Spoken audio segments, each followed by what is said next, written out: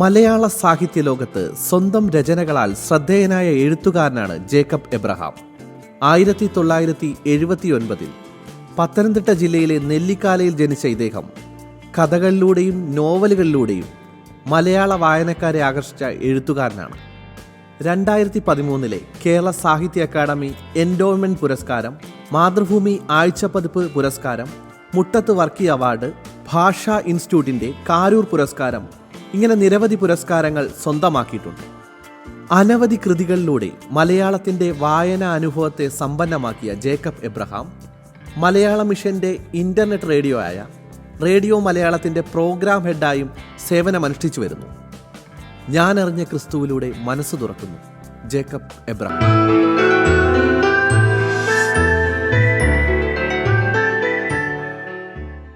ഞാൻ അറിഞ്ഞ ക്രിസ്തുവിനെക്കുറിച്ച് സംസാരിക്കാൻ കഴിയുന്നതിൽ ഒത്തിരി സന്തോഷമുണ്ട്.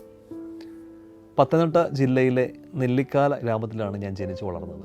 മലയും വനപ്രദേശങ്ങളും റബ്ബറും തോട്ടവും ഒക്കെയുള്ള ഒരു പ്രദേശമാണ് ഞങ്ങളുടെ സ്ഥലം. ഒരു ക്രിസ്ത്യൻ പശ്ചാത്തലമുള്ള ഒരു കുടുംബത്തിലാണ് ഞാൻ ജനിച്ചത്. അതുകൊണ്ട് തന്നെ ബാല്യകാലത്ത് ഏറ്റവും കൂടുതൽ വായിച്ചത് ബൈബിളാണ് എന്ന് പറയാം. വീട്ടിൽ ബൈബിൾ വായിച്ച് പ്രാർത്ഥിക്കുന്ന ശീലം ഉണ്ടായിരുന്നു.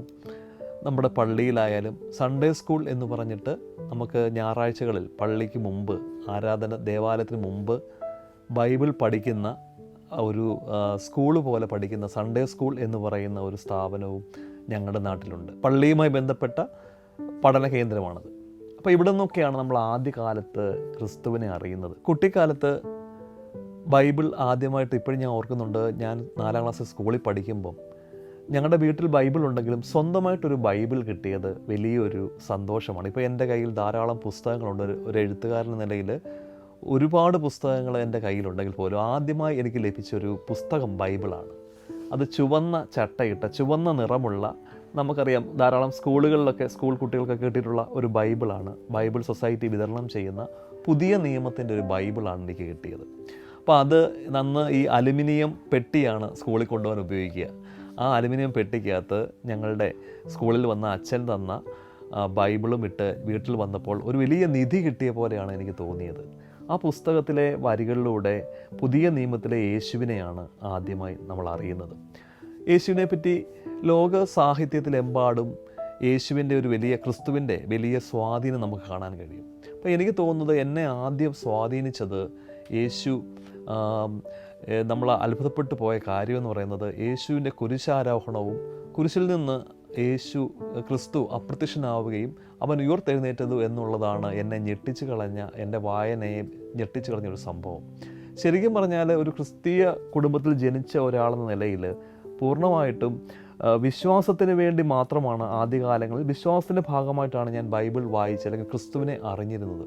പിന്നീട് എൻ്റെ സ്കൂൾ പഠനം കഴിഞ്ഞ് കോളേജ് പഠനകാലത്തൊക്കെ എത്തുമ്പോഴാണ് ഞാൻ സാഹിത്യത്തിൻ്റെ എഴുത്തുകാരനായി മാറുകയും കഥയും നോവലും ഒക്കെ എഴുതി തുടങ്ങുകയും ചെയ്യുന്നത്. ആ സമയത്ത് ബൈബിൾ എന്ന് പറയുന്ന ഒരു അമൂല്യമായ സാഹിത്യ കൃതിയുടെ ഭംഗി, അതിൻ്റെ സാഹിത്യ മൂല്യം, വിശ്വാസത്തിന് വേണ്ടിയും പിന്നീട് അതിൻ്റെ സാഹിത്യ മൂല്യം തിരിച്ചറിയുമ്പോഴാണ് എത്രമാത്രം വലിയൊരു സാഹിത്യ കൃതിയാണ് ബൈബിൾ. അതിൻ്റെ ഭാഷ, അതിലെ കഥാപാത്രങ്ങൾ, അതിലെ ജീവിത സന്ദർഭങ്ങളൊക്കെ എനിക്ക് ഓർമ്മ വന്നത്. അതിൽ തീർച്ചയായിട്ടും ബൈബിള് മലയാളത്തിലേക്ക് വന്നത് അതിൻ്റെ ഒരു ഭാഷാ സൗകുമാര്യം വളരെ വലുതാണ്. ലോക സാഹിത്യം നമ്മൾ നോക്കിക്കഴിഞ്ഞാൽ ലോകത്തിലെ എല്ലാ പ്രധാനപ്പെട്ട എഴുത്തുകാരെയും സ്വാധീനിച്ച കൃതി എന്ന് പറയുന്നത് ബൈബിളാണ്. ബൈബിളിൽ നിക്കോസ് കസിൻഡസാക്കിസ് ആയാലും ലിയോ ടോൾസ്റ്റോയ് ആയാലും ദസ്തയേവ്സ്കി ആയാലും ഇവരുടെ കൃതികളിലെല്ലാം നമുക്ക് ബൈബിളിൻ്റെ സ്വാധീനം കാണാൻ കഴിയും. എന്തിനു പറയുന്നത്, വില്യം ഷേക്സ്പിയറിൻ്റെ കൃതികളിൽ വരെ ബൈബിളിൻ്റെ സ്വാധീനം നമുക്ക് കാണാൻ കഴിയും. അങ്ങനെ ലോക സാഹിത്യത്തെ മാത്രമല്ല, ലോകത്തിലെ ചിത്രകല, നാടകങ്ങൾ, സിനിമകൾ, അങ്ങനെ ലോകത്തെ ഏറെ സ്വാധീനിച്ച ഒരു സാഹിത്യകൃതിയാണ് ബൈബിൾ. അതോടൊപ്പം തന്നെ ക്രിസ്തുവിൻ്റെ ഇമേജ് നമ്മൾ എടുത്തു നോക്കുകയാണെങ്കിൽ അദ്ദേഹം എത്ര വലിയ കരുണയുള്ള, സ്നേഹമുള്ള നിന്നെപ്പോലെ നിൻ്റെ അയൽക്കാരനെയും സ്നേഹിക്കണം എന്ന് പറഞ്ഞ ക്രിസ്തു തന്നെ, പക്ഷെ ഒരു വിപ്ലവകാരിയാണ് ക്രിസ്തു. ഒരു പള്ളിയിൽ ചെന്നപ്പോൾ അവിടെ വിൽക്കാൻ വെച്ചിരുന്ന സാധനങ്ങളൊക്കെ എടുത്ത് തട്ടിമറിക്കുകയും എൻ്റെ പിതാവിൻ്റെ ആലയം കച്ചവട സ്ഥലമല്ല എന്ന് പറഞ്ഞൊരു വിപ്ലവകാരിയും ക്രിസ്തുവിലുണ്ട്. എൻ്റെ യുവത്വ കാലഘട്ടത്തിലൊക്കെ, കോളേജിൽ പഠിക്കുന്ന കാലത്തൊക്കെ ആ വിപ്ലവകാരിയായ ക്രിസ്തുവിനെ ഞാൻ ഒരുപാട് ഇഷ്ടപ്പെട്ടിരുന്നു എന്ന് പറയാം. അങ്ങനെ ഞാൻ 1-2 കഥകളും എഴുതിയിട്ടുണ്ട്. ക്രിസ്തുവിലെ വിപ്ലവകാരി, ഇമിറ്റേഷൻ ഓഫ് ദി ക്രൈസ്റ്റ് എന്ന് പറഞ്ഞിട്ടൊരു പുസ്തകമുണ്ട്, പ്രശസ്തമായൊരു പുസ്തകമുണ്ട്. അതിൽ പറയുന്നത് ക്രിസ്തുവിനെ നമ്മൾ അനുകരിക്കുക, ക്രിസ്താനുകരണം എന്നാണ് ആ പുസ്തകത്തിൻ്റെ ഒരു പ്രമേയമായിട്ട് വരുന്നത്. അതിൽ നമുക്ക് മനസ്സിലാക്കാൻ കഴിയുന്നത്, നമ്മൾ ക്രിസ്തുവിനെ അനുകരിക്കുമ്പോൾ നമുക്ക് കരുണയുണ്ടാവാം, സഹജീവിയോട് കരുണ, പാവപ്പെട്ടവരോട് സ്നേഹം, നിസ്വരായ മനുഷ്യരോട് നമുക്കുണ്ടാവുന്ന ഒരു സമാന മനസ്സുള്ളവരോട് നമുക്കുള്ളൊരു സ്നേഹം, അതിനൊപ്പം തന്നെ അനീതിയോടുള്ള പ്രതിഷേധം.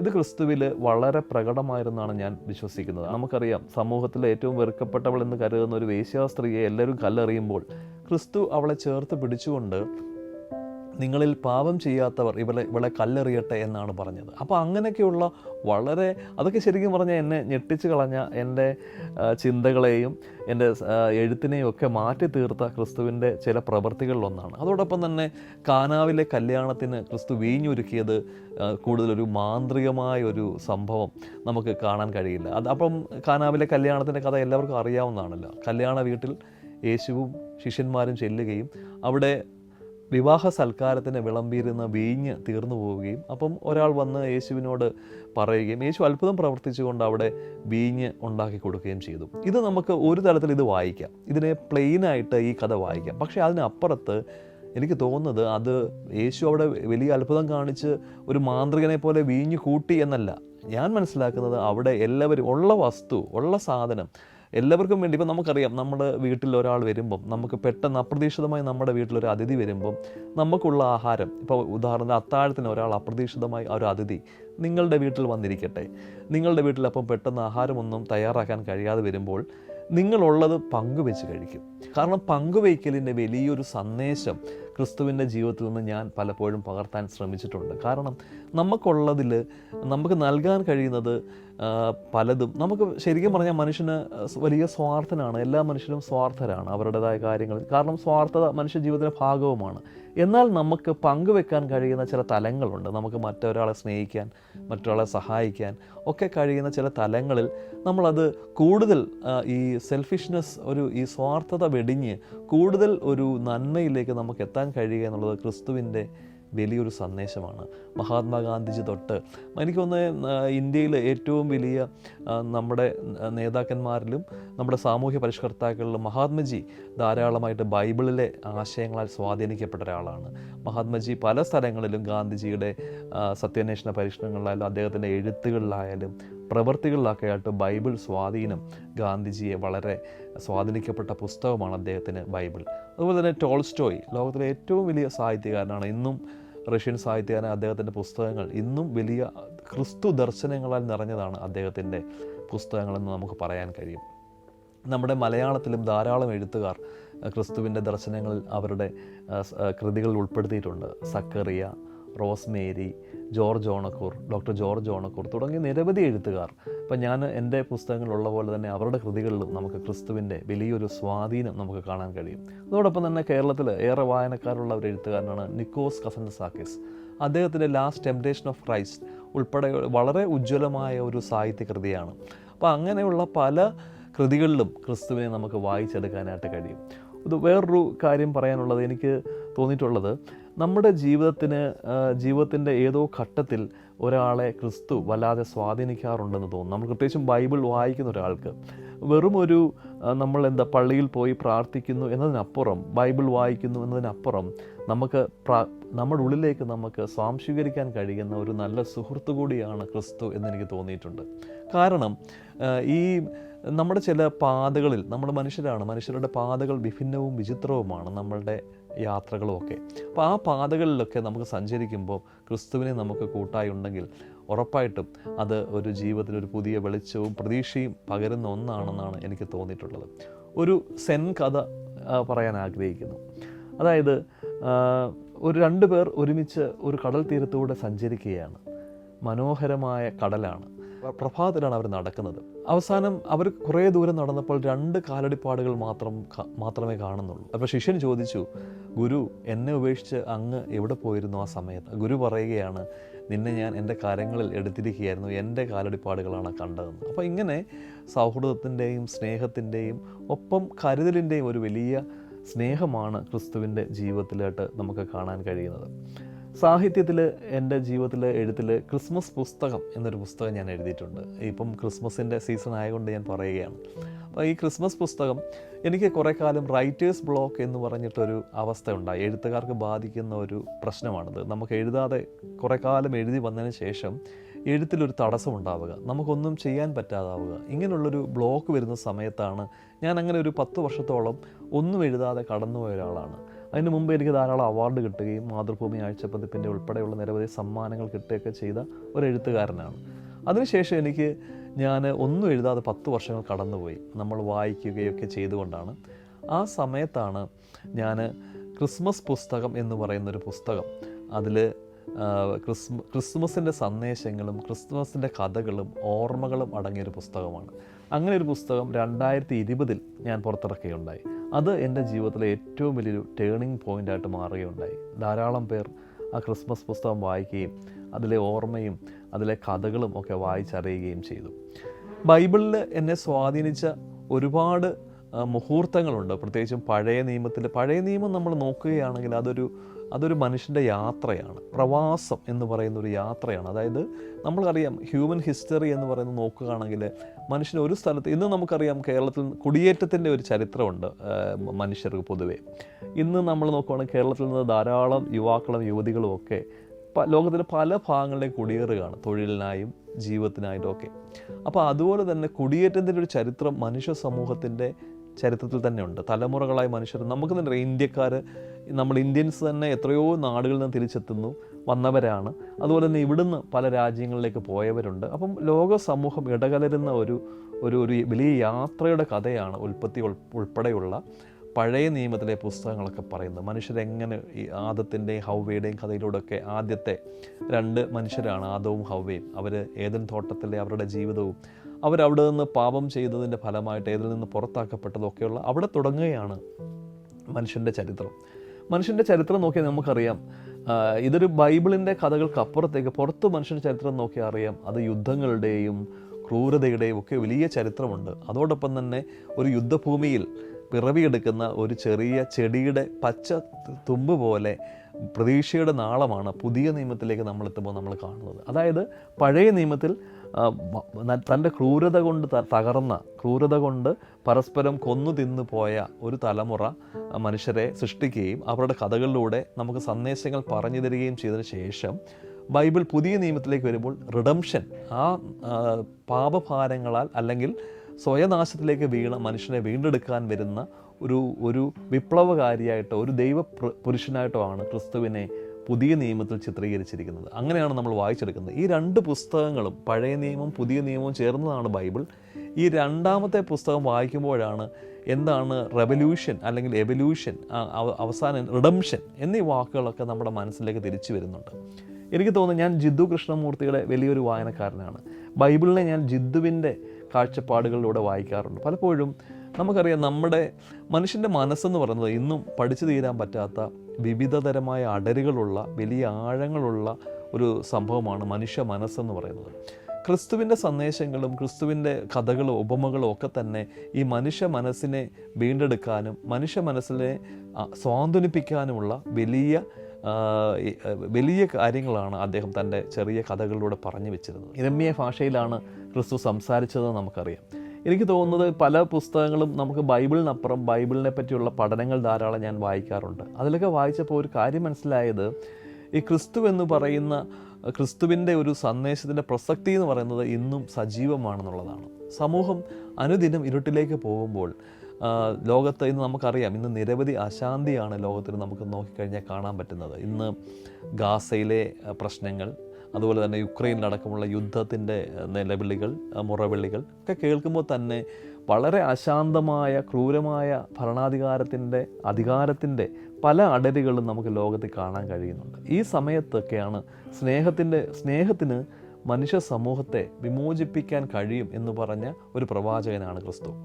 എല്ലാ മതങ്ങളും തന്നെ നമ്മൾ പൊതുവെ നോക്കിക്കഴിഞ്ഞാൽ എല്ലാ മതങ്ങളും പൊതുവെ സമാധാനത്തെപ്പറ്റിയും സ്നേഹത്തെപ്പറ്റിയൊക്കെയാണ് സംസാരിക്കുന്നത്. അവിടെ ക്രിസ്തുവും അതുതന്നെയാണ് സംസാരിച്ചത്. എങ്കിൽ പോലും അദ്ദേഹം ചെറിയ ഉപമകളിലൂടെ ആണ് സംസാരിച്ചത്. ഉപമകൾ എന്ന് പറഞ്ഞാൽ സാധാരണ മനുഷ്യർക്ക് മനസ്സിലാക്കാൻ കഴിയുന്ന ചെറിയ ചെറിയ ഉപമകളിലൂടെ എങ്ങനെ നിങ്ങൾക്ക് നിൻ്റെ അയൽക്കാരനെ നിന്നെപ്പോലെ സ്നേഹിക്കാം എന്ന് പറയുകയും, അതോടൊപ്പം തന്നെ ഒരു വേശ്യാസ്ത്രീയായ സ്ത്രീയെ പോലും നിങ്ങൾ പാപം ചെയ്യാത്തവർ, നമ്മുടെ മനസ്സിലേക്കുള്ള വലിയ ചോദ്യമാണത്. നമുക്കറിയാം നമ്മുടെ സമൂഹത്തിലുണ്ടാവുന്ന നിരവധി പ്രശ്നങ്ങൾ. അപ്പോൾ അതിലേക്കുള്ളൊരു ചോദ്യമാണ് ക്രിസ്തു നമ്മുടെ മുമ്പിൽ എറിഞ്ഞു തന്നത്. എൻ്റെ ഏറ്റവും വിഖ്യാതമായൊരു പുസ്തകമാണ്, ധാരാളം 7ാം പതിപ്പിലെത്തി നിൽക്കുന്നൊരു പുസ്തകമാണ് വാൻ ഗോഗിൻ്റെ കാമുകി എന്ന് പറയുന്നൊരു നോവൽ. ആ നോവലിൽ വിൻസെൻ്റ് വാൻ ഗോഗ് എന്ന് പറയുന്ന ചിത്രകാരനെ നമുക്ക് എല്ലാവർക്കും അറിയാം. ലോകത്ത് ഏറ്റവും കൂടുതൽ ചിത്രങ്ങൾ ആരാധകരുള്ള ഒരു ചിത്രകാരനാണ് ഡച്ച് ചിത്രകാരനായ Vincent van Gogh. Van Gogh ഒരു കാലത്ത് സുവിശേഷകനായിട്ട് ക്രിസ്തുവിൻ്റെ മൂല്യങ്ങൾ, ക്രിസ്തുവിൻ്റെ വിശ്വാസവും ദർശനങ്ങളൊക്കെ വാൻ ഗോഗിൻ്റെ കൃതികളിൽ, അദ്ദേഹത്തിൻ്റെ ചിത്രങ്ങളിൽ നമുക്ക് ഒരുപാട് കാണാൻ പറ്റും, വായിക്കാൻ കഴിയും. അദ്ദേഹത്തിൻ്റെ ജീവിതം തന്നെ ക്രിസ്തു ദർശനങ്ങളുടെ ഒരു വഴിയായിരുന്നു നമുക്ക് കണ്ടെത്താൻ കഴിയും. ഈ വാൻ ഗോഗിൻ്റെ ഒരു പ്രത്യേകത എന്ന് പറയുന്നത് അദ്ദേഹം ഒരു സുവിശേഷകനായി ആകാൻ ആഗ്രഹിച്ചിരുന്നൊരു വ്യക്തിയാണ്. അപ്പോൾ എങ്ങനെയാണ് ഒരു ചിത്രകാരനെ, നിങ്ങൾക്ക് വാൻ ഗോഗിനെ പോലുള്ള ലോകമെങ്ങും അറിയപ്പെടുന്ന ഒരു ചിത്രകാരനെ പോലും ക്രിസ്തു ദർശനം എങ്ങനെ ആണ് സ്വാധീനിച്ചത് എന്നതിന് ഞാനൊരു ഉദാഹരണം പറയാം. വാൻ ഗോഗ് ഡച്ചുകാരനായ ചിത്രകാരനാണ്. അദ്ദേഹം ആദ്യം സുവിശേഷ പ്രസംഗകനാകാൻ ആഗ്രഹിച്ചിരുന്നു. ഒരു ഗോസ്പൽ പ്രീച്ചർ ആകാനായിട്ട് വാൻ ഗോഗ് ആഗ്രഹിക്കുകയും അദ്ദേഹം ഖനി തൊഴിലാളികളുടെ ഇടയിൽ, ഖനി നമുക്കറിയാം വളരെയേറെ ഭൂമിക്കടിയിൽ ഉള്ള സ്ഥലമാണ്, വളരെ ബുദ്ധിമുട്ടുള്ള തൊഴിലാണ് ഖനി തൊഴിലാളികൾ ചെയ്യുന്നത്. അവർക്കിടയിൽ പ്രവർത്തിക്കാൻ വേണ്ടി വാൻ ഗോഗ് ആഗ്രഹിക്കുകയും ചെയ്തിരുന്നു. അങ്ങനെ ഒരു ദിവസം വാൻ ഗോഗ് ഈ ഖനി തൊഴിലാളികൾക്കിടയിൽ തൻ്റെ സുവിശേഷ പ്രസംഗവും അവരോടൊപ്പം ജീവിക്കുമ്പം വളരെയേറെ തണുപ്പുള്ളൊരു സമയം വന്നു. വാൻ ഗോഗ് കോട്ടൊക്കെ ഇട്ടിട്ടാണ് നിൽക്കുന്നത്. അപ്പോൾ ഒരു വൃദ്ധനായ ഒരു മനുഷ്യൻ, അയാൾ തണുത്ത് വിറച്ച് ഇരിക്കുന്നത് കണ്ടു ആ ഖനിയുടെ പരിസരത്ത്. അപ്പോൾ വാൻ ഗോഗ് തൻ്റെ സ്വന്തം കോട്ട ഊരി അദ്ദേഹത്തിന് കൊടുക്കുകയാണ് ചെയ്തത്. അവിടെ അദ്ദേഹം തണുത്ത് വിറച്ച് ഈ വാൻ ഗോഗ് എന്ന് പറഞ്ഞ ചിത്രകാരൻ എന്നതിനെപ്പറ്റി അദ്ദേഹം പിന്നീടുള്ള തൻ്റെ അഭിമുഖങ്ങളിലും എഴുതിയിട്ടൊക്കെ ഉണ്ട് അദ്ദേഹം. അപ്പോൾ ഇങ്ങനെ ഒരു വ്യക്തി ക്രിസ്തു തന്നെ സ്വാധീനിച്ചു കഴിഞ്ഞാൽ ഒരു വ്യക്തിയിലേക്ക് ഉണ്ടാകുന്ന ട്രാൻസ്ഫോർമേഷൻ, അതിൽ അയാൾക്കുണ്ടാകുന്ന പരിവർത്തനം വളരെ വലുതാണ് എന്നാണ് എനിക്ക് തോന്നിയിട്ടുള്ളത്. മലയാളത്തിലെ KP കേശവമേനോൻ എഴുതിയ ക്രിസ്തുദേവൻ എന്ന പുസ്തകങ്ങളൊക്കെ നമുക്ക് മലയാള ഭാഷയിൽ തന്നെ ഒരു വലിയ മാറ്റം സംഭവിച്ചിട്ടുണ്ട്. അപ്പോൾ എൻ്റെ ഈ വാൻ ഗോഗിൻ്റെ കാമുകി എന്ന നോവലിൽ പ്രധാന കഥാപാത്രമായ സിയനും വാൻ ഗോഗും തമ്മിലുള്ള കണ്ടുമുട്ടലുകളിലും അവരുടെ സംഭാഷണങ്ങളിലും ഒക്കെ ക്രിസ്തുവിൻ്റെ ദർശനങ്ങളും ഒക്കെ ഈ നോവലിൻ്റെ അകത്ത് കടന്നു വരുന്നുണ്ട്. എനിക്ക് തോന്നുന്നത് ഏറ്റവും കോറായിട്ട് തോന്നുന്നത്, ഏറ്റവും പ്രധാനമായിട്ടും നമുക്ക് ഈ ക്രിസ്തു ദർശനങ്ങളെ മനസ്സിലാക്കാൻ തോന്നുമ്പം മനുഷ്യനെ സ്നേഹിക്കുക എന്നത് തന്നെയാണ്. സ്നേഹം എന്ന വാക്കിൻ്റെ ഡെഫിനിഷൻ പല രീതിയിൽ നമുക്കത് ഉൾപ്പെടുത്താൻ പറ്റും. ഒരാളെ നമ്മളിപ്പം വിശന്നിരിക്കുന്ന ഒരാൾക്ക് നമ്മളൊന്നും മിണ്ടാതെ അയാളെ സ്നേഹിക്കാനോ ഒന്നും മിണ്ടാതെ ഒരു നേരത്തെ ആഹാരം കൊടുക്കുന്നതായിരിക്കാം ഒരു സമയത്ത് ഏറ്റവും വലിയ സ്നേഹം എന്നുള്ളത്. അപ്പോൾ ഈ സ്നേഹത്തിൻ്റെ വിവിധ തലങ്ങൾ തന്നെയാണ് നമുക്ക് നോവലിലായാലും കഥകളിലായാലും എനിക്ക് ആവിഷ്കരിക്കാൻ കഴിഞ്ഞിട്ടുള്ളത്. അതുപോലെ തന്നെ എൻ്റെ മറ്റൊരു നോവലാണ് വിഷമവൃത്തങ്ങളിൽ വിശുദ്ധർ എന്ന് പറയുന്നൊരു നോവലുണ്ട്. ഈ നോവലിൽ ഒരു പള്ളിയിൽ നടക്കുന്ന കഥയാണത്. ഈ നോവലിൻ്റെ അകത്ത് ഒരു പള്ളിയിൽ, ഒരു ദേവാലയത്തിൽ, ഒരു ചർച്ചിൽ ആരാധനയ്ക്ക് ശേഷം ഒരു കള്ളൻ വരികയും സ്വർണ്ണക്കുരിശ് അവിടുന്ന് അടിച്ചു മാറ്റാനായിട്ട് ശ്രമിക്കുകയും ചെയ്യുന്നതാണ് ആ നോവലിൻ്റെ പ്രമേയം. അവിടെ ഈ കള്ളൻ ശകലം മദ്യമൊക്കെ കഴിച്ചിട്ട് ആണ് ഈ പള്ളിയിൽ ഒരു ഭയങ്കര മഴയുള്ള ഒരു ദിവസമാണ്. ആ ആരാധന കഴിഞ്ഞിട്ട്, അത് പകലാണ് കള്ളൻ പള്ളിക്കകത്ത് കടക്കുന്നത്.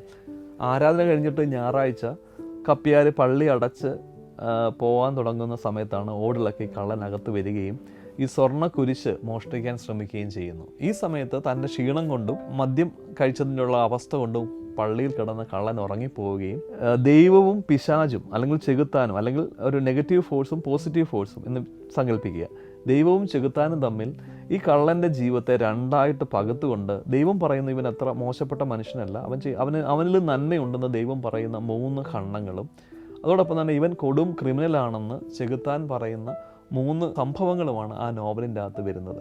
വിഷമവൃത്തങ്ങൾ വിശുദ്ധർ എന്നാണ് ആ നോവലിൻ്റെ പേര്. നോവലിന് നല്ല സ്വീകാര്യതയാണ് വന്നിരിക്കുന്നത്. നോവൽ ഇപ്പോൾ 3ാം പതിപ്പിലെത്തി നിൽക്കുകയാണ്.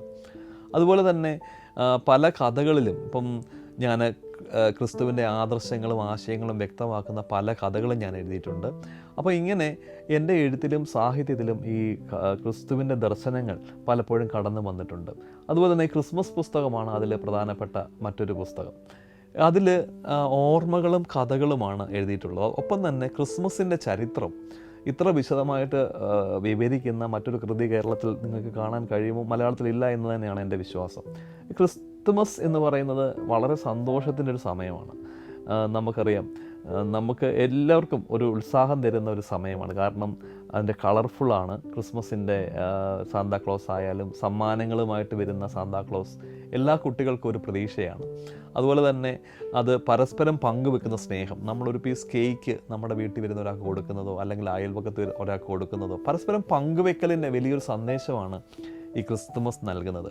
ആ ക്രിസ്തുമസിൻ്റെ പറ്റിയാണ് ഞാൻ ആ പുസ്തകം, ക്രിസ്മസ് പുസ്തകം എന്നുള്ള പുസ്തകം എഴുതിയിരിക്കുന്നത്.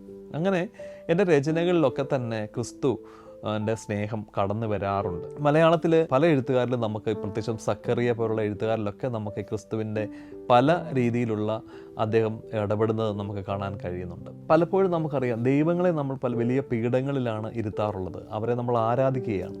അവരെ നമ്മൾ പോയി, സാധാരണ മനുഷ്യൻ അവരെ പോയി തൊഴുത് വണങ്ങി നിൽക്കുന്ന സമയത്ത് ക്രിസ്തുവിനെ ഒരു സാധാരണ മനുഷ്യനായി അവതരിപ്പിച്ചുകൊണ്ട് ഒരു കൃതി എഴുതണമെന്നാണ് എൻ്റെ ഇപ്പോഴത്തെ ആഗ്രഹം. അങ്ങനെ ഞാനൊരു നോവലിൻ്റെ പല സമയങ്ങളിലും അങ്ങനെ ഒരു നോവൽ എഴുതണമെന്ന്, യേശു എന്ന പേരുള്ള ഒരു സാധാരണ മനുഷ്യൻ, നമ്മൾ മലയാളിയായ ഒരു മനുഷ്യൻ്റെ പേര് യേശു എന്നാണ്.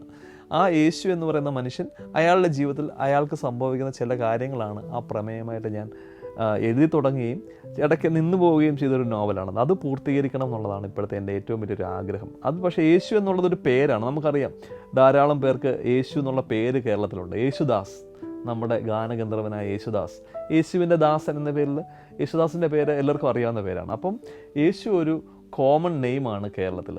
അപ്പോൾ ഇങ്ങനെ ഈ രീതിയിൽ നമ്മുടെ അങ്ങനൊരു കഥാപാത്രത്തെ പ്രമേയമാക്കിക്കൊണ്ട് ഒരു നോവൽ എഴുതുക എന്നുള്ളതാണ് ഇപ്പോഴത്തെ എൻ്റെ ഒരു വലിയ സ്വപ്നം. അപ്പോൾ അതിനൊക്കെ ധാരാളം രീതിയിൽ ബൈബിൾ ഞാൻ പഠിക്കുന്നുണ്ട്.